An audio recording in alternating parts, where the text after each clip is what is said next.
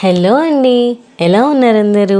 నేను చాలా బాగున్నానండి. Welcome back to our channel Kakura sisters vlogs. Summer అంటే గుర్తొచ్చేది ముందుగా పచ్చళ్ళు. ఈ పచ్చళ్ళు హబ్బా లెంతీ ప్రాసెస్ అనుకునే వాళ్ళు కూడా ఉంటారు కదా. కానీ అప్పుడప్పుడే వంట నేర్చుకునే వాళ్ళు కూడా ఈజీగా చేసేయగలిగే టొమాటో పికిల్ని నేను ఈ వీడియోలో చూపించబోతున్నాను. ఈ టొమాటో పికిల్ని వేడి వేడి అన్నంలో వేసుకుని తింటుంటే నరం లేని నాలుక కూడా నాట్యమాడేస్తుంది అనుకోండి. అంత టేస్టీగా ఉంటుంది. అస్సలు శ్రమ పడనక్కర్లేదు, ఈజీగా అయిపోతుంది. ఎలా ప్రిపేర్ చేసుకోవాలో చూపించేస్తాను రండి. దీనికోసం నేను ఒక అరకిలో టొమాటోల్ని మీడియం సైజ్వి తీసి పెట్టుకున్నానండి. ఒకవేళ మీరు 1 కిలో 1.5 కిలోతో చేస్తున్నట్లయితే ఈ వీడియోలో నేను చూపిస్తున్న కొలతల్ని మీరు అడ్జస్ట్ చేసుకొని బ్యాలెన్స్ చేసుకోవచ్చు. అంటే ఇన్స్టెంట్ పికిల్ కాబట్టి ఒక వారం నుంచి 10 రోజుల వరకు నిల్వ ఉంటుంది. బయట ఉంటే ఫ్రిడ్జ్లో పెట్టుకుంటే ఒక 15 రోజుల వరకు నిల్వ ఉంటుంది. కానీ ఈ పచ్చడిని ఎప్పటికప్పుడు ఫ్రెష్గా ప్రిపేర్ చేసుకుంటేనే దాని టేస్ట్ చాలా బాగుంటుంది. సో ఇలా ముందు టొమాటోలన్నిటినీ నీళ్ళలో వేసుకొని వాష్ చేసేసుకున్న తర్వాత ఒక పొడిగుడ్డ తీసుకొని తడి లేకుండా తుడిచి పక్కన ప్లేట్లోకి తీసేసుకోవాలి. ఏ పచ్చడైనా సరే, అది నిల్వ పచ్చడైనా లేకపోతే ఇన్స్టెంట్ పచ్చడైనా, మనం పెట్టుకునే పచ్చడిలో తడి లేకుండా చూసుకోవాలి. అప్పుడే మనకి పచ్చడి అనేది ఎక్కువ రోజులు నిల్వ ఉంటుంది. లేకపోతే వారం రోజులు వచ్చే ఇన్స్టెంట్ పచ్చడైనా సరే 2-3 రోజుల్లోనే బూజెక్కేస్తుంది. ఇలా తడి లేకుండా టొమాటోలన్నిటినీ క్లీన్ చేసి పెట్టుకున్నాం కదా. ఇప్పుడు ఈ టొమాటోల్ని ఇక్కడ నేను చూపిస్తున్న విధంగా హాఫ్ కట్ చేసుకొని ఇక్కడ పైన ఉన్న హార్ట్ పార్ట్ ఉంటుంది కదా, దాన్ని రిమూవ్ చేసేసుకోండి. ఇలా నేను చూపిస్తున్నట్టుగా అన్ని టొమాటోస్కి కూడా హార్ట్ పార్ట్ అనేది రిమూవ్ చేసేసుకోవాలి. ఇలా రిమూవ్ చేసేసుకున్న టొమాటోస్ని మీడియం సైజ్ ముక్కలుగా కట్ చేసుకోవాలి. మరీ సన్నగా కట్ చేసుకోవాల్సిన అవసరం లేదండి. ఆయిల్లో మనం మగ్గించేటప్పుడు మనం కొంచెం పండిన టొమాటోలే తీసుకుంటున్నాం కాబట్టి ఈజీగా మగ్గిపోతాయి. ఇలా నేను చూపిస్తున్న విధంగా ఇంతింత పీసెస్లా కట్ చేసుకుంటే సరిపోతుంది. దీనికన్నా కొంచెం పెద్దగా కట్ చేసుకున్నా కూడా మగ్గిపోతాయండి. ఈ పచ్చడి అన్నంలోకే కాదండి, టిఫిన్స్లోకి కూడా చాలా బాగుంటుంది. సో ఇడ్లీ, వడ, దోశ అన్నిట్లోకి బెస్ట్ కాంబినేషన్ అనమాట. అంత బాగుంటుంది. ఈ పచ్చడిని అప్పుడే వంట నేర్చుకునే వాళ్ళు, బిగినర్స్ ఎవరైనా ఉంటే ఈజీగా చేసేయొచ్చండి. మామూలుగా అయితే ఈ పచ్చళ్ళు పెట్టడానికి కొలతలతో కన్ఫ్యూజ్ అవుతుంటారు కొంతమంది. కానీ ఈ పచ్చడిని మీరు చూస్తుండండి, నార్మల్ కూరలు ఉప్పు కారం వేసుకున్నట్టే అంత ఈజీగా ఉంటుందన్నమాట. సో తప్పకుండా ప్రిపేర్ చేయండి, మీకు బాగా నచ్చుతుంది. సో ఇక్కడ వీడియోలో చూపిస్తున్నట్టుగా అన్ని టొమాటోస్ని కూడా ఇలా పీసెస్ లాగా కట్ చేసేసుకొని పక్కన పెట్టేసుకోవాలి. ఇలా వీడియోలో చూపిస్తున్నట్టుగా ఈ సైజ్ పీసెస్లో కట్ చేసుకుంటే సరిపోతుంది. ఇంతకన్నా చిన్నవి అవసరం లేదండి. ఈ సైజులో ఉన్నా కూడా మనకి తొందరగానే మగ్గిపోతుంది.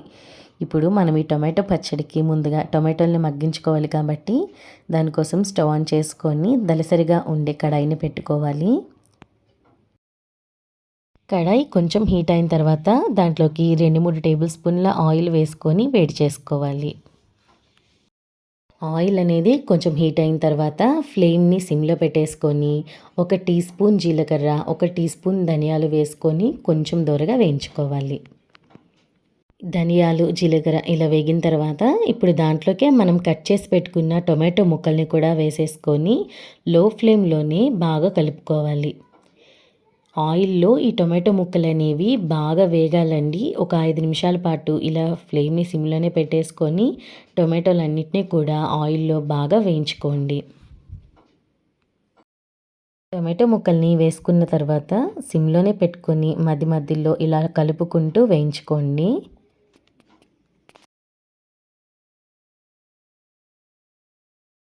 ఇలా ఒక 5 నిమిషాలు టమాటాలన్నింటినీ కూడా మగ్గించుకున్న తర్వాత దీంట్లోకి ఒక హాఫ్ టీ స్పూన్ పసుపు కూడా యాడ్ చేసుకొని మళ్ళీ టొమాటోలన్నింటినీ కూడా బాగా కలుపుకోండి.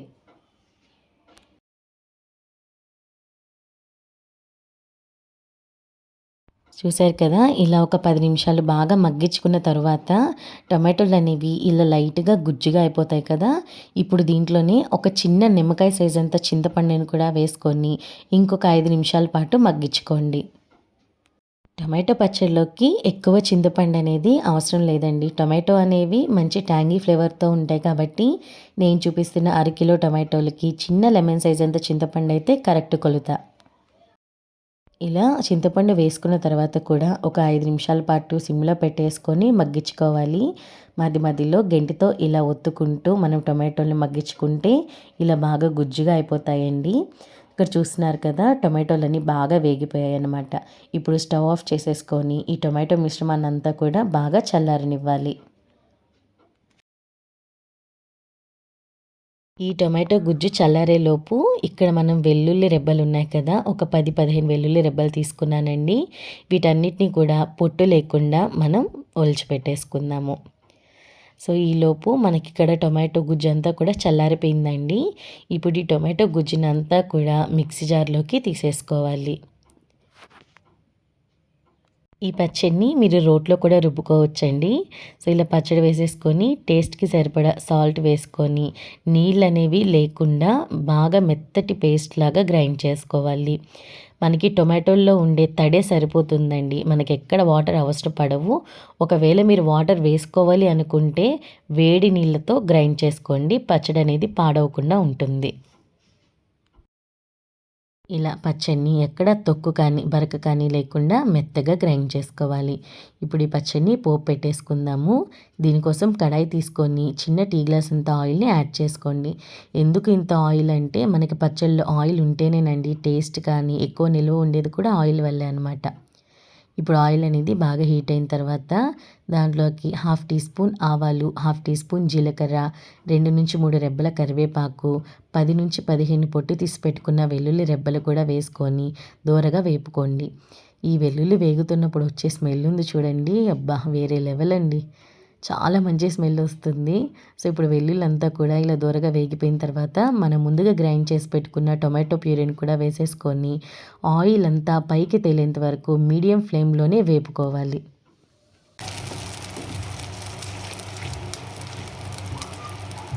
ఇలా పచ్చడినంతా ఒక 10 నిమిషాలు మగ్గించుకుంటే ఆయిల్ అనేది ఇలా సపరేట్ అవుతుంది. ఈ టైంలోనే కారం అనేది యాడ్ చేసుకోవాలి. నేను మీడియం స్పైసీనెస్తో ఒక 5-6 టేబుల్ స్పూన్ల కారం అనేది యాడ్ చేసుకుంటున్నాను. ఇది బయట కొన్న కారం కాదండి, ఇంట్లో పట్టించిన కారమే. సో 5-6 టేబుల్ స్పూన్లు అరకిలో టొమాటోస్కి కరెక్ట్ కొలత అనమాట. ఎక్కువ కాదు తక్కువ కాదు. మీరు ఇంకొంచెం స్పైసీ తినే వాళ్ళైతే ఇంకొక 2 టేబుల్ స్పూన్లు ఎక్స్ట్రా యాడ్ చేసుకోండి. ఈ కారం వేసుకున్న తర్వాత కారం అంతా పచ్చివాసన పోయేంత వరకు ఇంకొక 5 నిమిషాలు మగ్గించుకోండి. ఇలా కారం వేసుకున్న తర్వాత ఒక 10 నిమిషాలు బాగా ఇలా మగ్గించుకోవాలి. సో ఇప్పుడు కారం వాసన అంతా పోయి కమ్మటి స్మెల్ వస్తుందన్నమాట. సో అప్పుడు స్టవ్ ఆఫ్ చేసేసుకొని పచ్చడిని అంతా కూడా ఇలా మళ్ళీ కలిపేసుకోండి.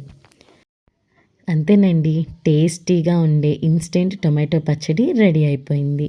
సో ఈ టొమాటో పచ్చడిని వేడి వేడి అన్నంలో వేసుకొని తింటుంటే ఉంటుంది, నేను ముందుగా చెప్పినట్టు నరం లేని నాలుక కూడా నాట్యమాడేస్తుంది. అంత టేస్టీగా అంత యమ్మీగా ఉంటుంది.